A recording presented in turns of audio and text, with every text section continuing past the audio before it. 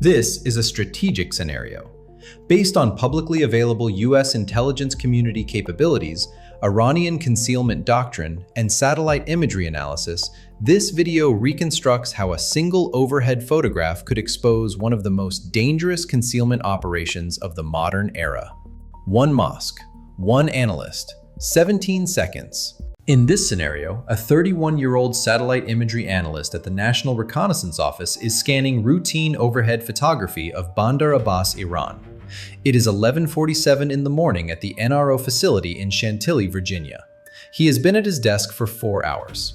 Image 4717 on his queue shows a small mosque in a residential district 11 kilometers north of the Iranian naval base. Built 3 years ago, standard Shia architecture, a central dome, 2 minarets, nothing remarkable. Marcus Vance spends 17 seconds looking at the mosque before he stops breathing. What he just noticed on the roof of that mosque, visible only in one specific spectral band that the KH-11 Block 4 reconnaissance satellite captured at oblique angle, should not exist on a religious building anywhere in the world. 6 hours from his observation to the moment 4 Iranian anti-ship cruise missiles would have launched at USS Gerald Ford from a target Iran believed no American sensor could see. 6 hours, 1 pixel pattern, 1 analyst. Here is what he saw. Marcus Vance had been an imagery intelligence analyst at the National Reconnaissance Office for 6 years. 4 years at the National Geospatial Intelligence Agency before that. He had a master's degree in Persian language and a second one in remote sensing, an unusual combination that the intelligence community had been quietly cultivating since the 2018 reassessment of Iran's mobile missile program. Vance's job was to look at pictures. His workstation displayed imagery from the United States KH-11 Block 4 reconnaissance satellite constellation. 5 satellites in coordinated orbits operated by NRO at a unit cost of approximately $2.5 billion per satellite.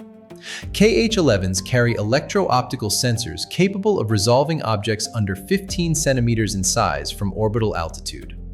They are the most expensive cameras human beings have ever built. They take pictures of things that other governments do not want photographed.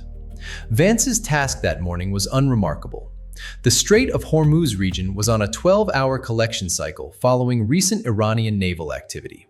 The imagery queue contained 4,000 frames covering Bandar Abbas, Keshem Island, and the Iranian coastal corridor.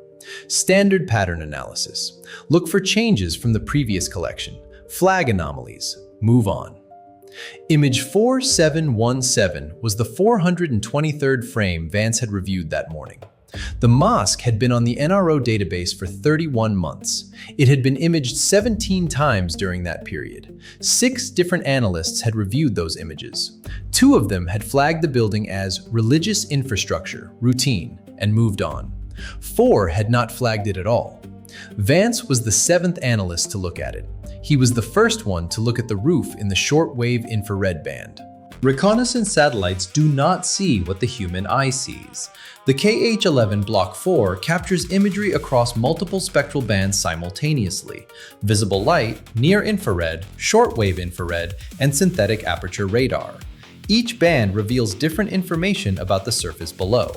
In visible light, the mosque looked like a mosque, a central dome of glazed turquoise ceramic, a surrounding roof of brown clay tile, standard for the region. In the near-infrared band, the mosque still looked like a mosque, slight thermal variation across the dome, consistent with normal solar heating of glazed ceramic.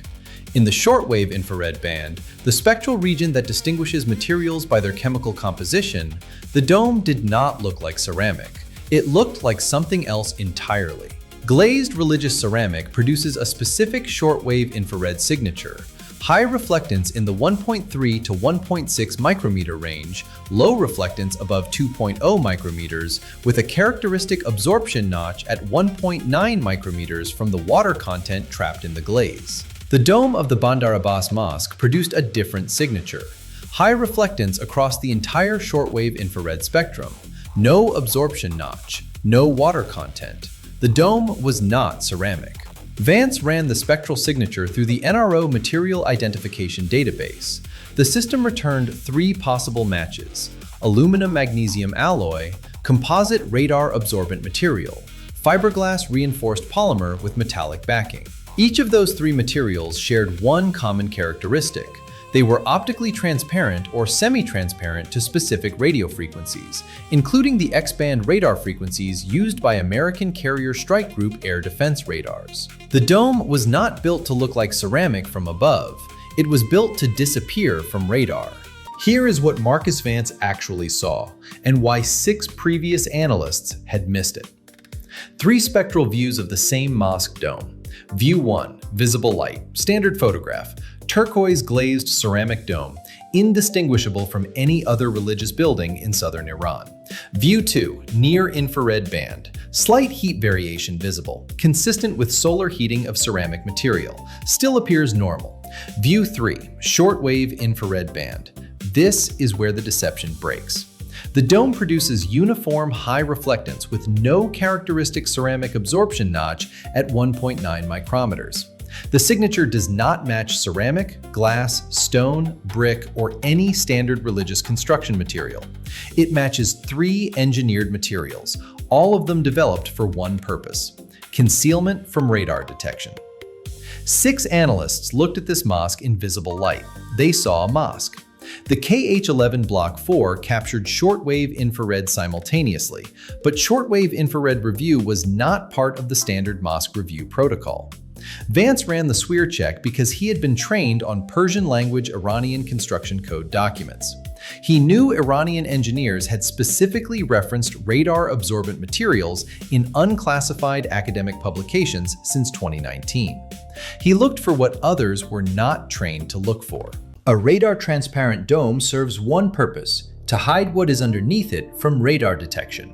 Vance ran the analysis. The dome covered an interior volume approximately 14 meters in diameter and 11 meters in height, large enough to conceal a vertical launch missile system, small enough to fit on a standard mosque footprint. The 2 minarets attached to the building were less than 50 meters from the dome's center.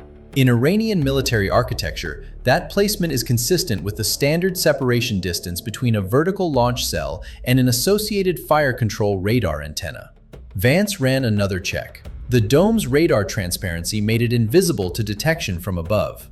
But the same property allowed sensors inside the dome to track aircraft, ships, and missiles outside the dome, without revealing any electronic emissions through traditional radar warning receivers. The mosque was a one-way mirror in radio frequencies. Iran could see out, Americans could not see in. Vance pulled the orbital track of every Iranian satellite communications uplink in the previous 90 days. One specific uplink, designated by NRO as Yasin 3, had transmitted to the mosque's position 47 times. Each transmission was approximately 1.4 seconds in duration. Each one occurred within the 4-hour window before a U.S. carrier strike group transited within 220 kilometers of the Iranian coast. 47 targeting updates. To a religious building. Over 90 days.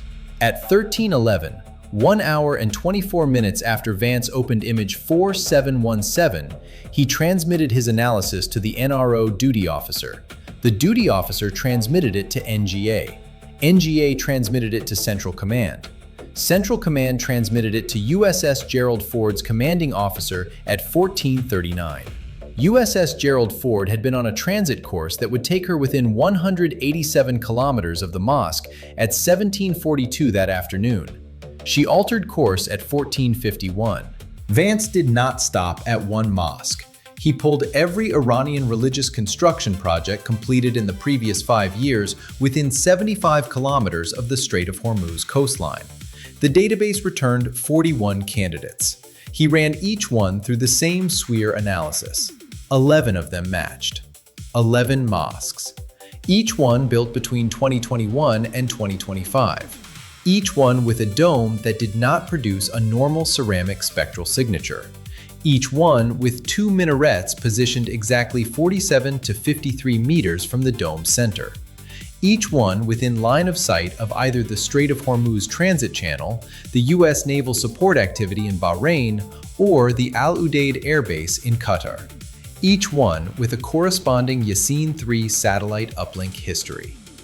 Vance had not discovered one concealed missile battery. He had discovered an 11-site network covering every approach to U.S. assets in the Persian Gulf region. The Bandar Abbas Mosque was just the first one he had looked at.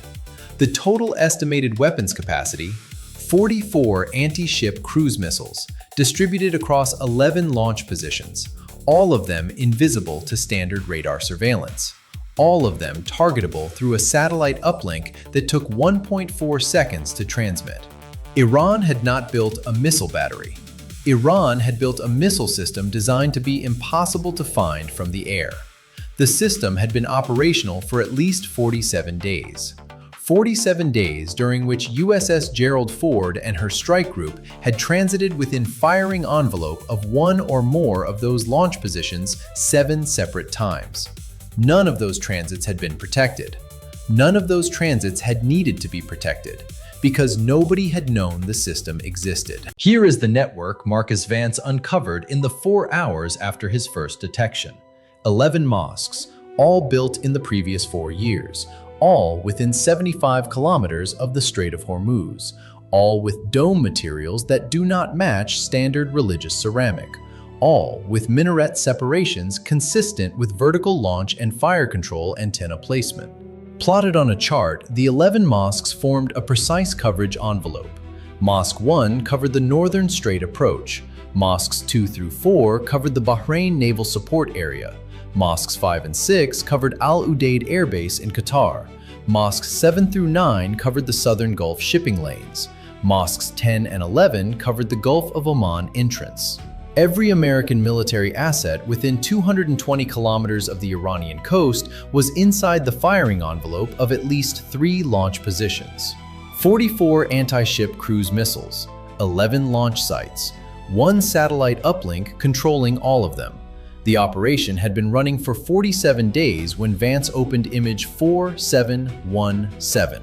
Iran could not announce what had happened, acknowledging that 11 religious buildings had been constructed over 4 years specifically to conceal a coordinated anti-ship missile network around American military assets in the Persian Gulf would have meant acknowledging the existence of the operation. And the operation depended on those 11 sites, and any others not yet identified, remaining in place. Iran did the only thing it could do. It continued business as usual. The 11 mosques continued normal religious operations. Prayers continued 5 times daily. Imams continued delivering Friday sermons. Local communities continued attending without ever knowing what was underneath the dome. That was the point. The cover was not just architectural, it was social. A religious building cannot be inspected by foreign intelligence services. A religious building cannot be openly photographed by ground teams. A religious building cannot be sanctioned. A religious building cannot be quietly demolished without enormous political cost. Iran had selected the one category of structure that American intelligence services would inspect last and challenge least. USS Gerald Ford altered her course away from the Bandar Abbas envelope at 14:51 the same day. Her transit pattern over the following 3 weeks avoided every one of the 11 mosque launch positions. Combined Maritime Forces ships in the region adjusted operating areas. Al Udeid Air Base modified its approach corridors. None of these changes were announced. None of them were explained publicly. Marcus Vance returned to his workstation at 18:14 that evening. He continued reviewing routine imagery for the next 4 hours. He received a quiet commendation from the Director of National Intelligence that will not be declassified for at least 20 years. On the official record, image 4717 is listed as routine pattern analysis, no anomalies. That is the only official record there is. 3 conclusions from this scenario. First, concealment doctrine has outpaced detection doctrine. Iran spent 4 years building infrastructure specifically engineered to defeat the spectral bands that American satellite review protocols emphasize. The defeat worked because the protocols emphasized visible light and near-infrared, while the concealment was optimized to defeat exactly those bands. Iran read American doctrine more carefully than American doctrine read Iran. Second, analytical depth depends on background, not equipment. The KH-11 Block 4 satellite captured the shortwave infrared data that exposed every one of the 11 mosques. It captured that data for the previous 31 months. 6 analysts had access to the same imagery. The discovery happened because one analyst had a master's degree in Persian, knew Iranian academic literature on radar-absorbent materials, and looked at the band his protocol did not require him to look at. Third, religious and civilian infrastructure is increasingly the standard cover for military systems. Containers, buoys, mosques. The pattern is the operation. Iran can hide a missile battery under a dome. And on a quiet morning in Chantilly, Virginia, one analyst with the right training can read the dome correctly.